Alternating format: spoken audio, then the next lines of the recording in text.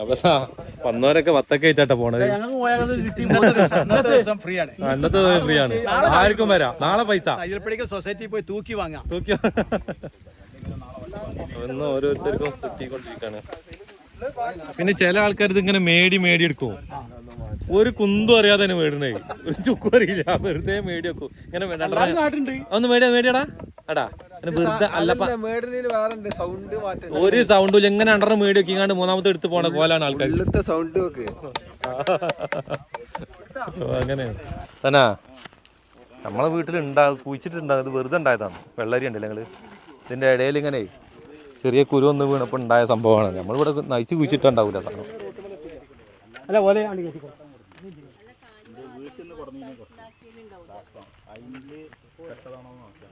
വെറുതെ ഉണ്ടായതാണ് ഇതിന്റെ ഇടയിൽ. അപ്പൊ നമ്മളെ ഭത്തൊക്കെ ചെറുതായിട്ട് ഉണ്ടായതാണ് ഞങ്ങള്. അടിപൊളിയായിട്ട് എല്ലാത്തിനും ഉണ്ട് കേട്ടോ.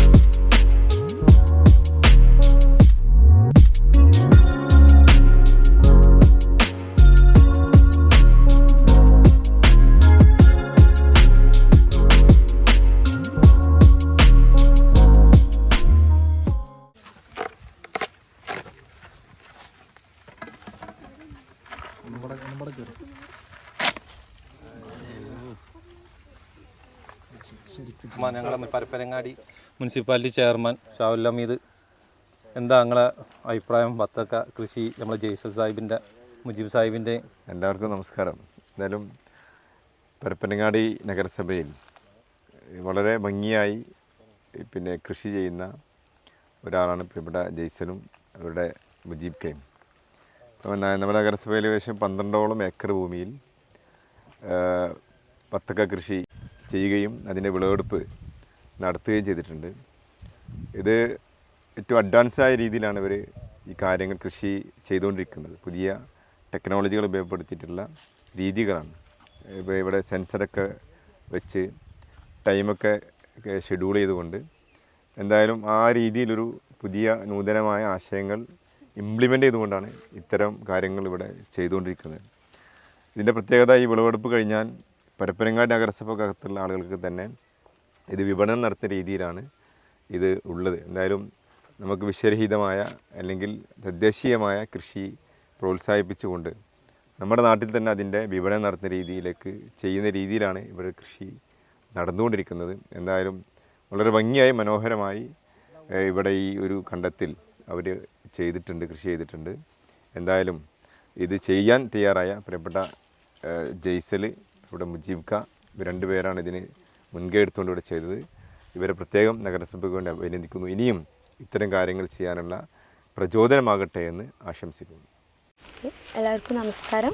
ഞാൻ പരപ്പനങ്ങാടി കൃഷി ഓഫീസർ.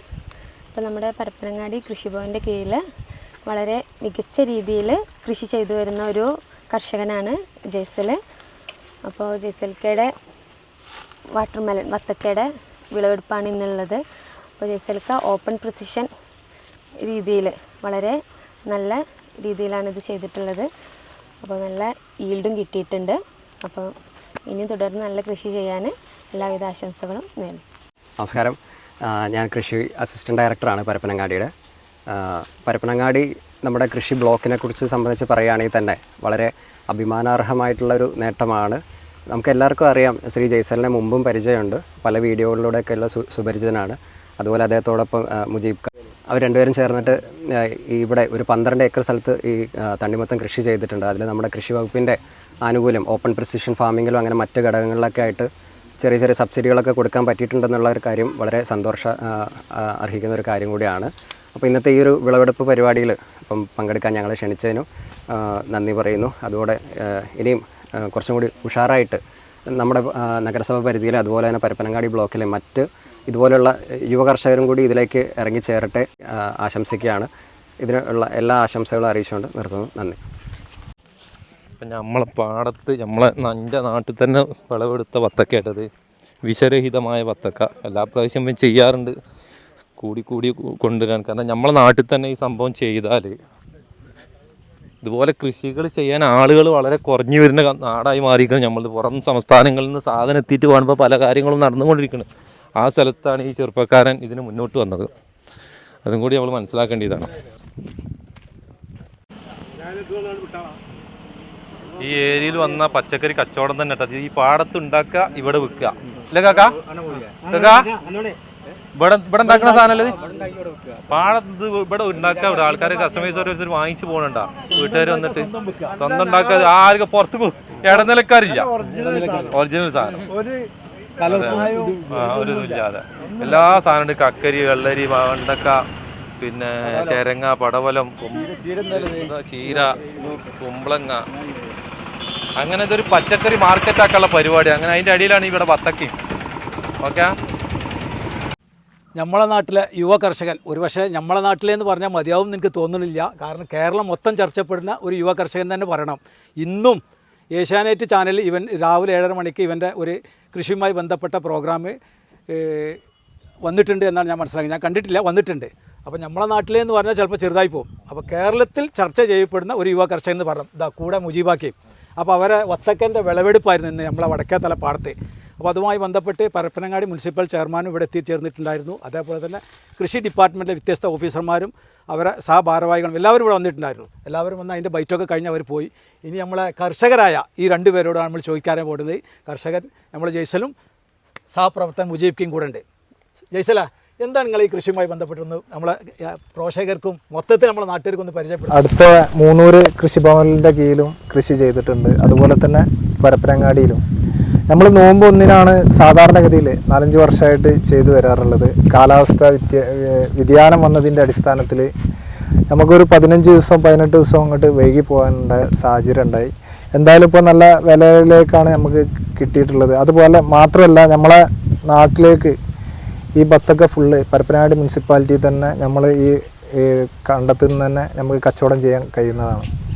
പിന്നെ ഇതിൻ്റെ മൂപ്പ് എന്ന് പറഞ്ഞാൽ 75 ദിവസം കൊണ്ട് നമുക്ക് ഇതിൻ്റെ വിളവെടുപ്പ് എടുക്കുക. അതുപോലെ തന്നെ ട്രിപ്പാണ് നമ്മൾ ചെയ്തിട്ടുള്ളത്, സെൻസറാണ് ഉപയോഗിച്ചിട്ടുള്ളത്, ടൈമറാണ് ഉപയോഗിച്ചിട്ടുള്ളത്. അപ്പോൾ ആധുനിക ടെക്നോളജി ഉപയോഗിച്ചിട്ടാണ് നമ്മൾ ഈ കൃഷിയൊക്കെ ചെയ്തിട്ടുണ്ട്. അതുകൊണ്ട് തന്നെ നമുക്ക് നല്ല വിളവാണ് കിട്ടിയിട്ടുള്ളത്. ഒരു ഏക്കർക്ക് നമുക്കൊരു 18 ടണ്ണ് ബത്തക്ക ഇപ്രാവശ്യം നമുക്ക് ഒരു ഏക്കറിൽ കിട്ടിയിട്ടുണ്ട്. അപ്പോൾ അത് നല്ല ഒരു അങ്ങനെ എത്ര ഏക്കർ നിങ്ങൾ കൃഷി ചെയ്തിട്ടുണ്ട് ഈ പ്രാവശ്യം? 12 ഏക്കറാണ് ഇപ്പോൾ നമ്മൾ ചെയ്തിട്ടുള്ളത്. അപ്പോൾ കൃഷി ഒരുപാട് ചെയ്തിട്ടുണ്ട്. 150 ഏക്കറോളം മേലെ കൃഷി വരുന്നുണ്ട്. പച്ചക്കറി ആയാലും നെല്ലായാലും വാഴ ആയാലും അതൊക്കെ നമ്മൾ വേറെ പുറമെ ചെയ്യുന്നുണ്ട്.